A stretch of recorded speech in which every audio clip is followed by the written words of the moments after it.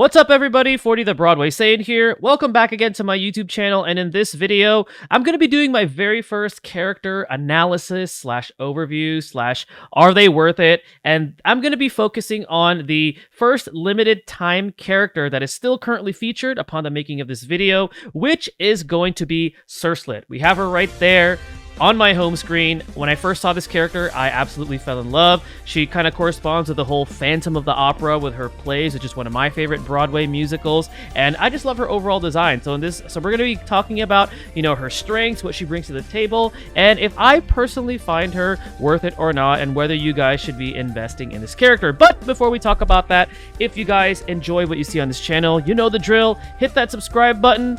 Turn on that notification bell, that way you guys are not missing out on future uploads. Leave a like on this video, and if you guys are playing Higan Eruthyll, how do you like the game so far? And if you pulled for Sirslet, are you happy with your pulls for this character? So we're going to go ahead and go right here into my roster, and I'm going to show you guys my Sirslet. So I did a bit of investing in her because I have her awakened all the way to 5 stars. As you can see right here in the awaken, I only need 2 more to be able to get her fully awakened to phase 6. So what does Sirslet do? Well, first off, she is of the Pyro element, so she's going to be dealing more damage to the Wind element and dealing less damage to the Water element.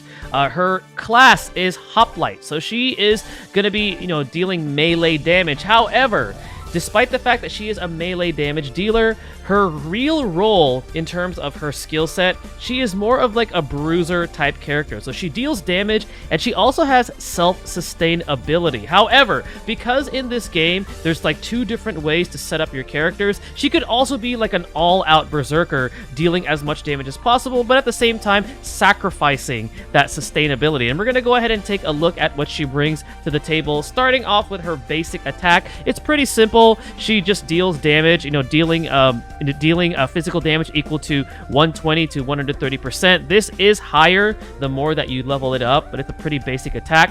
Her passive is every 3 basic attacks she does, her next basic attack is going to be increased, and if the target is burning, it's going to be increased even further. The burn is pretty much like a damage over time debuff. The enemy unit takes continuous damage for 10 seconds. We've seen effects like this before in other gacha games, but because she is of the Pyro element, they did give her that feature, which is pretty cool.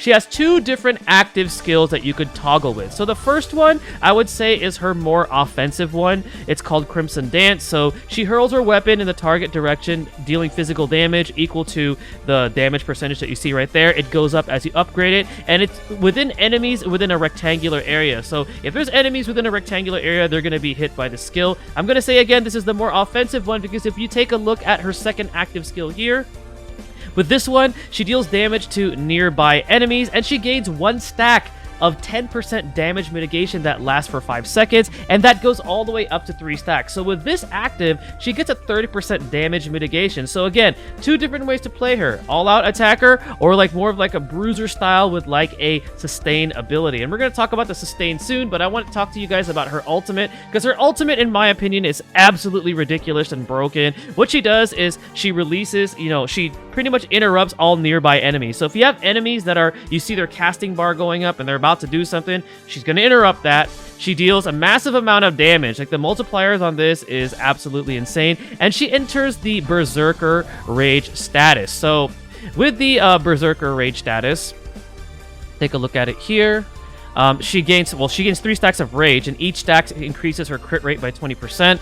So that's 60%, but she loses 1 stack every 5 seconds. But 60% crit rate is pretty insane as it is. And then her Berserker Rage increases her attack speed, but she takes 50% more damage. During the duration, her basic attack will be granted 100% hit rate, which is fully accurate, and the character's skill card will be removed automatically, and this effect lasts for 15 seconds. So the enormous amount of damage that she's dealing, on top of the 60% crit rate, and on top of the increased attack speed, just makes this ultimate absolutely insane. Now, because she does get she does take more damage in the Berserker Rage, the ideal way you want to play her is going to be the more sustain. And we're going to go ahead and take a look at her awakened talents and her passives here, so I could tell you guys what I'm talking about here. So phase 1 and phase 2, you don't have any other selections there. And then when it starts off with phase 3, this is where you want to start considering how you want to play Sirslet. So her talent from rank 3, and she has this right away if you get 1 copy of her. So the first one, it inflicts burning on effect on targets. However, with this one, because burning is not necessarily nearly as important, unless you really want that effect, I would personally go with Veil of Thorns, where damage mitigation lasts 5 seconds longer. So remember how she had the damage mitigation? Well, that's going to last an additional 5 seconds, which if you are relying a lot on her ultimate, which is absolutely broken and powerful, you're definitely going to want that extended damage mitigation. And then assuming that you're going for more copies like I did, there's 2 different other talents you could go with here. Originally, I was using the first one because that's pretty tempting. Upon entering battle, gain 60% ult energy. So right off the bat, she has, faster access to her ult. However, the second one is, I think, where it's at. Because again, if you're going to be entering that Berserker Rage, she's going to be taking more damage. So you want to give her some sort of way to survive. So that one, her second talent, at rank 4, she restores 40% of her health when she enters Berserker Rage. So it allows her to survive longer because she is going to be taking more damage. And then right over here, we have her talent 5, or her phase 5. So there's 2 different ones that you have here. The first one is actually the damage mitigation one, where if her HP anytime falls below 50%, she gets increased damage mitigation by 20%. So if her health is below 50%, you take into account, the damage mitigation she gets from her active skill 2, on top of this one, giving her 50% damage mitigation, which pretty much negates the downside of her Berserker Rage effect. And then now, if you wanted to be a bit more offensive, you could go with this one, which is upon entering battle, gain 30% crit rate, which decays by 10%. So then it gives her, 90% if you stack that on with what she gets from the rage stacks with her ultimate. But honestly, do you really need this? I would rather have the damage mitigation, so then that way she is lasting a lot longer, and she's still dishing out a pretty enormous amount of damage. And finally, I don't have this one unlocked yet, but with her rank 6 talents, you have 2 different ones here. So this one is when the basic attack critically strikes, it increases its crit damage by 30%, and then otherwise the damage dealt by the basic attack is reduced by 30%.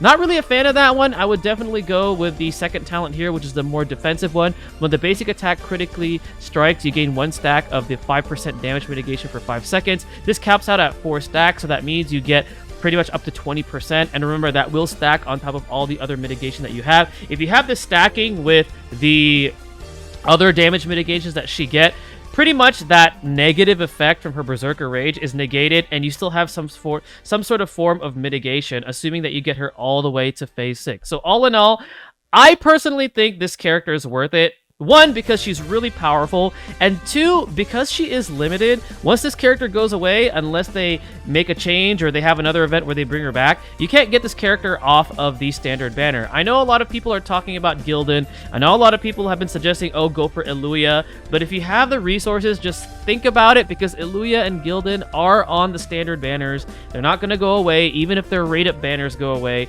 Sirslet will go away unless they decide to bring her on to another banner, and we don't know that yet because we don't have we don't have foresight for this game as far as I know. So my personal recommendation, if you have the resources to do so, you definitely want to consider getting Sirslet. Even just 1 copy or 2 copies actually gets her the phase 4 talent, which makes her really, really strong. So if you can manage to get 2 copies, that would be really, really good. But 1 copy is already pretty good. Now, as far as her plays, I don't have the ideal plays for her. She's gonna want the one that's currently featured on her banner. So she does have a separate banner with her plays. She definitely wants that one because it gives her more attack speed, and you definitely want her attack speed to go up.